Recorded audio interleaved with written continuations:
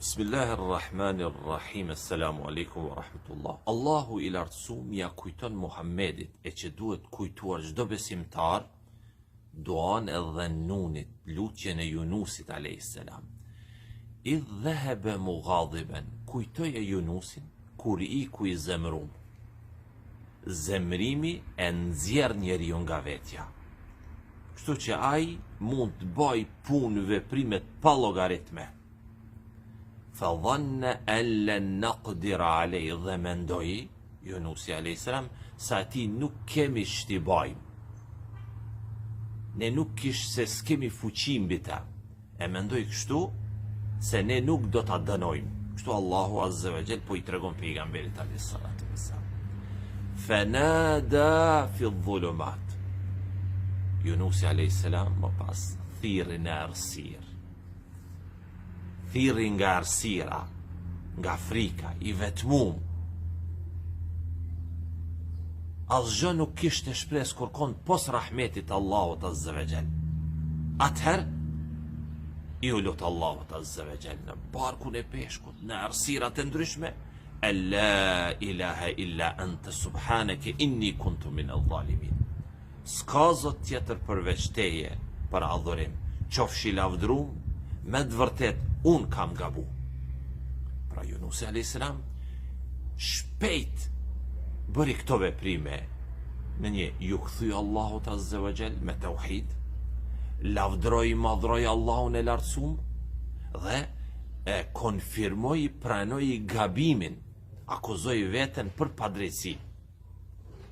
Pra, shpejtimi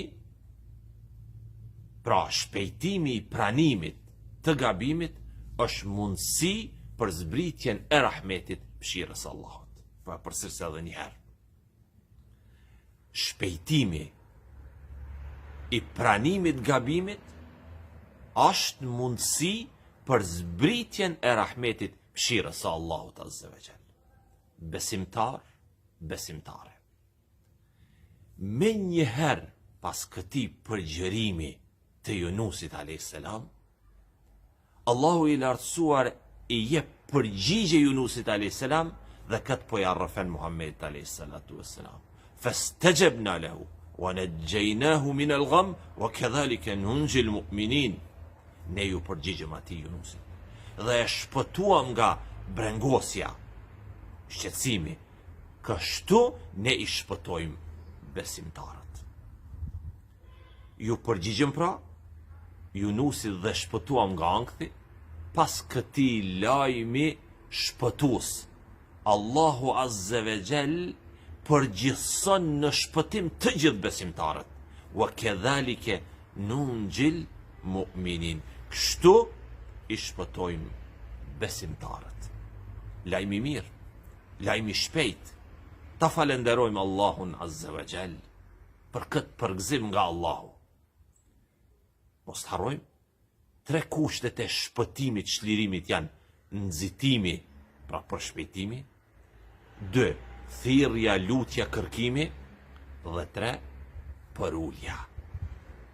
Ky përshkrim i Allahut mbi Yunusin alayhis salam na sjell në mendje këtë dobi shumë të rëndësishme.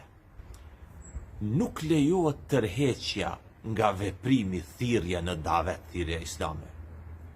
Nga se tërheqja nga sjell pasoja. Rikujtoj Yunusin alayhis salam, kur u hidhrua me njerëzit, e la thirrjen davetit. Që ndodhi? Çka i ndodhi? Allahu e burgosi në barkun e peshkut. Mendoj, shpresoj që është e qartë. Po u tërhoqe nga thirrja, daveti, jep dorëheqje nga detyra më e rëndësishme për cilën thirrën ftuan pejgambert Allahut, do të burgosesh në barqet e peshqve të mëdhenj që je i rrethuar nga djathta, e nga e majta, para e prapa. Mos lejo kjo të të ndodh.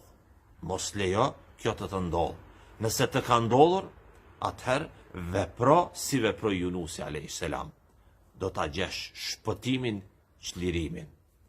Allahu na falt, Allahu na mëshiroft.